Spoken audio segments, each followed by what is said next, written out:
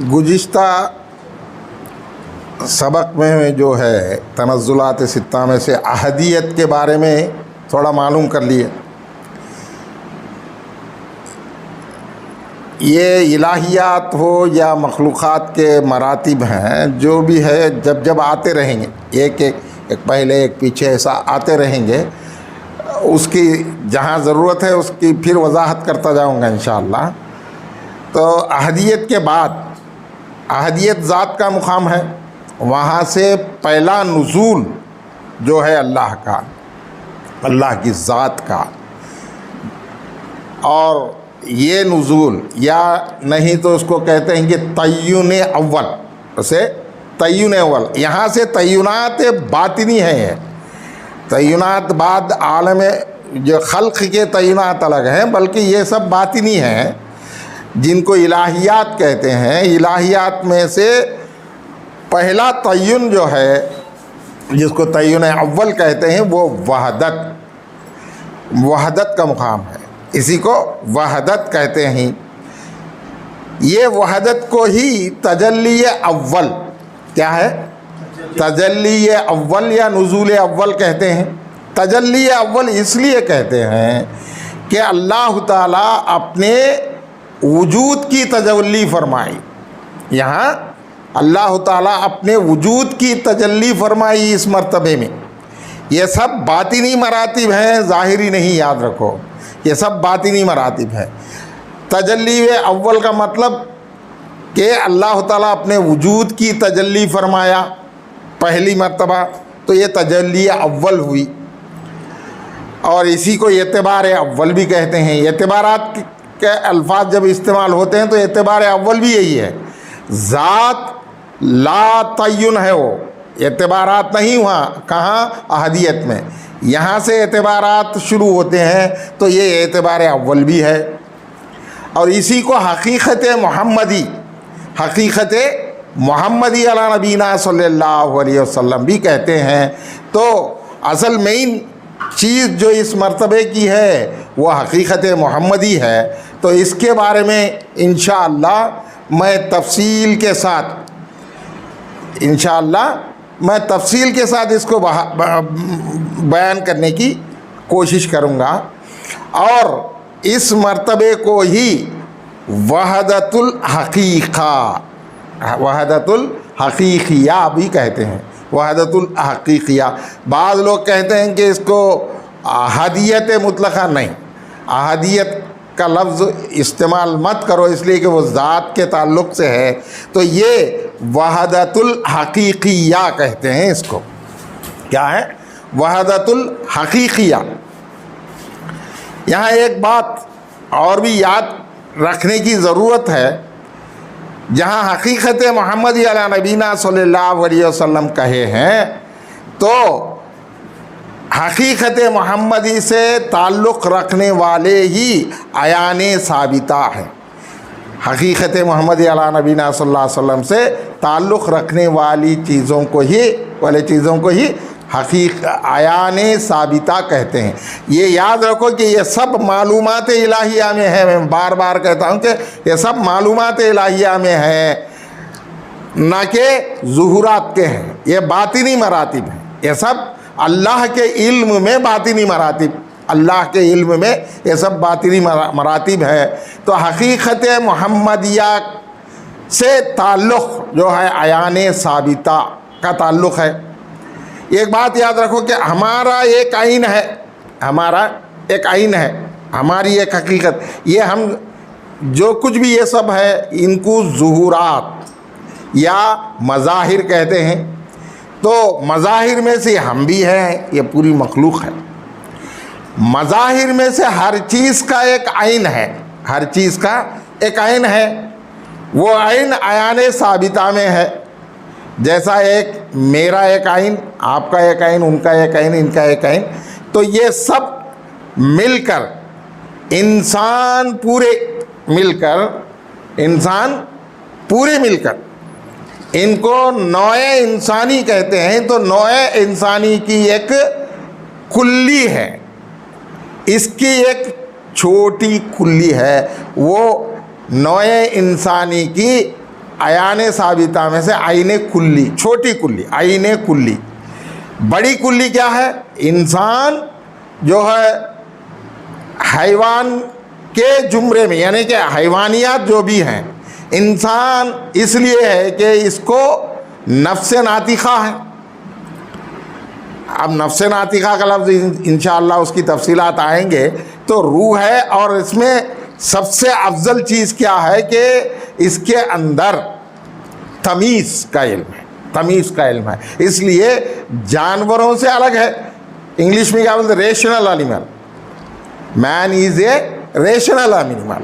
سو یہ سب جو ہے اینیمل کنگڈم میں یہ ریشنل اینیمل ہے. تو پورے حیوانات کی ایک بڑی کلی ہے، نوع انسانی کی ایک کلی، اس سے بڑی کلی حیوانات، یعنی کہ پورے اینیملڈم، سمجھو کہ پورے اینیملس. اور اس سے بڑی کلی پوری کائنات کی ہے، ستارے سے. ان سب سے بڑی کلی، ان سب کے اصل کہو اس کو، اصل ان سب کو ملا کر عیان ثابتہ کہتے ہیں. تو عیان ثابتہ اعظم، عیان ثابتہ اعظم یا عین کلی، اس کو کیا بولتے ہیں؟ عین کلی یا عین العیان. یہ الفاظ اچھا یاد رکھ لو کہ اس کو عین العیان بھی کہتے ہیں. یہ عین محمدی علی نبینا صلی اللہ علیہ وسلم. کیا ہے؟ عین محمدی علی نبینا صلی اللہ علیہ وسلم ہے. اس کو ذہن میں رکھ لو کہ ان ہر ایک کی ایک عین، اور یہ پورے جمع ہو کر ایک چھوٹی کلی، اور اس سے بڑی کلی، اور پوری کائنات کی ایک کلی عیان ثابتہ. تو ان سب کا ایک بڑا عین ہے، بڑی عین ہے. تو عین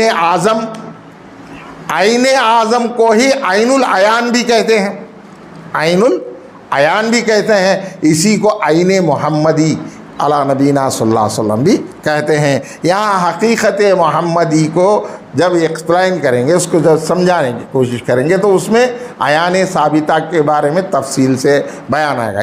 یہ بہت اہم سبجیکٹ ہے. انشاءاللہ پھر یاد دلانا مجھے کہ وہ اس کے تفصیلات بولوں. اور اسی مقام کو علم مطلق کہتے ہیں. اس کو کیا ہے؟ علم مطلق بھی کہتے ہیں. پہلے بولے کہ یہ وحدت الحقیقہ ہے، اس لیے کہ یہاں وحدت ہی وحدت ہے، یہاں وحدت ہی وحدت ہے. اور اس کو علم مطلق بھی کہتے ہیں، اس لیے کہ اللہ تعالیٰ یہاں اپنے علم کی تجلی فرمائی، اپنے علم خاص کی تجلی فرمائی. اس لیے اس کو علم مطلق کہتے ہیں. بات کے علوم الگ ہیں، لیکن یہ مرتبے کا، وحدت کے مرتبے کو علم مطلق بھی کہتے ہیں. اور اس کے بعد فوراً سمجھنے کی چیز یہ ہے کہ اس کو قابلیت کیا ہے؟ قابلیت الاولیٰ بھی کہتے ہیں. کیا ہے؟ قابلیت الاولیٰ. تو یہاں قابلیات کو سمجھنے کے لیے ایک بات ذہن نشین کر لو. ان قابلیات کو ہی شیون کہتے ہیں. پوٹینشیالٹیز، انگلش میں کیا بولتے ہیں؟ پوٹینشیالٹی. اور کیپبلٹیز، اس کو کیا کہتے ہیں؟ Capabilities. This stage is the stage of capabilities or potentialities for the multiplicity. There are all the capabilities, all the potentialities in this stage for the plurality, but there is no plurality. اس میں کثرت کی جو ہے قابلیت ہے. پورے قابلیات کثرت کے ہیں، لیکن کثرت نہیں. یہاں یاد رکھنے کی بات کیا ہے؟ قابلیات ہے لیکن کثرت نہیں ہے. ان قابلیات کو، ان کیپبلٹیز اور پوٹینشیالٹیز کو کیا بولتے ہیں؟ کہ شیون کہتے ہیں. کیا کہتے ہیں؟ شیون کہتے ہیں. یہ شیون کے دو حصے کیے صوفیہ اعتبارات ہیں. ایک شیون الہیہ، دوسرے شیون خلقیہ. شیون الہیہ ان کو کہتے ہیں کہ اللہ تعالیٰ اپنے آپ جانا، ایسا نہیں کہ اپنے کو نہیں جانا، مخلوق کو جانا، اپنے آپ کو بھی جانا اور مخلوق کو بھی جانا. کیا ہے؟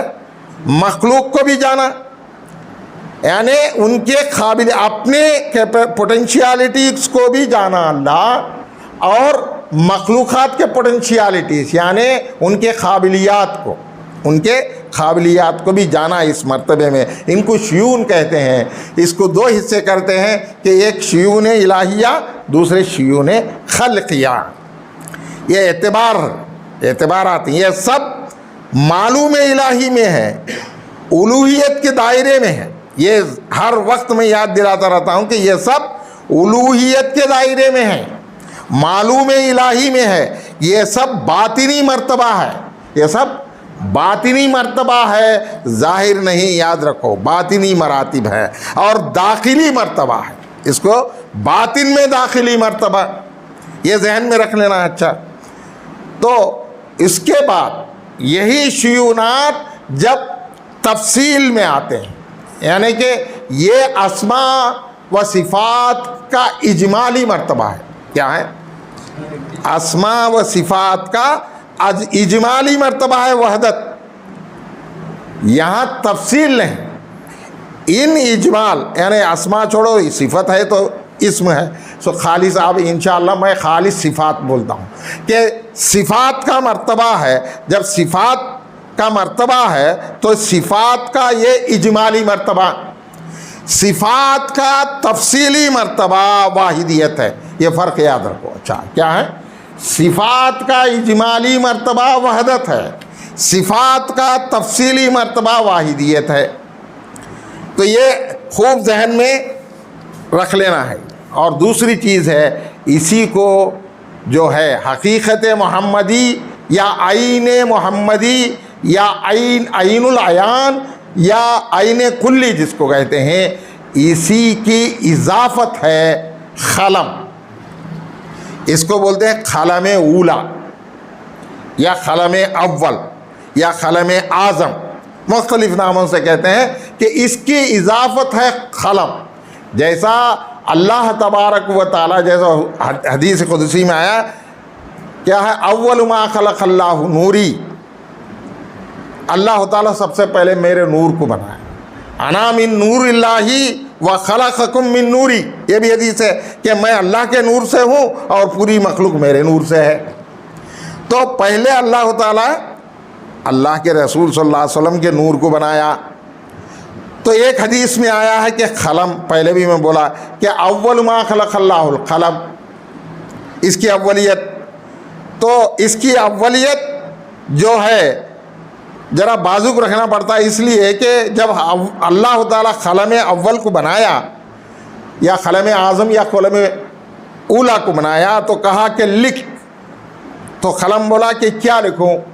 لکھ، جو کچھ گزر چکا ہے لکھ، اور جو کچھ قیامت تک ہونے والا ہے وہ سب لکھ. اس سے یہ پتہ چلتا ہے کہ قلم کو حکم ہوا قلم کو پیدا کرنے کے بعد لکھ جو کچھ ہو چکا. تو اس جملے سے پتہ چلتا ہے کہ قلم سے پہلے سب جو کچھ ہو چکا کا مطلب some thing has happened, some thing has happened, تھوڑا کچھ ہوا ہے. تو اولیت نہیں، تو اولیت نور محمدی علی نبینا صلی اللہ علیہ وسلم کی ہی ثابت ہوتی ہے. ایسے مختلف جیسے حدیث میں آیا تو اس میں ایسا سمجھو حقیقت محمدی علی نبینا صلی اللہ علیہ وسلم یا نور محمدی صلی اللہ علیہ وسلم کی اضافت ہی قلم اولا ہے.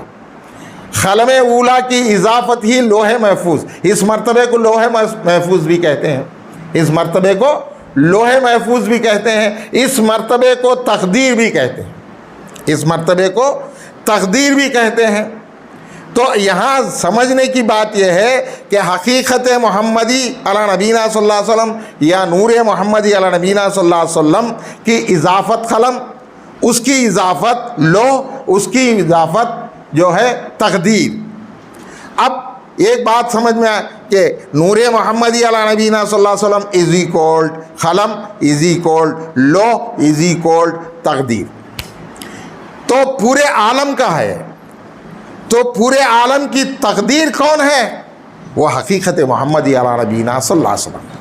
یہ سمجھنا ہے یہ پوائنٹ یہاں کہ پورے عالم کی تقدیر، ہماری تمہارے پورے عالم کی تقدیر حقیقت محمدی علی نبینا صلی اللہ علیہ وسلم ہی ہے. اب سمجھ میں ہی نا بات.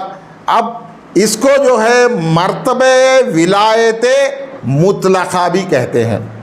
کس لیے کہ اس مرتبے کی ولایت کو کوئی نہیں پہنچ سکتا سوائے حضور اقدس صلی اللہ علیہ وسلم کے.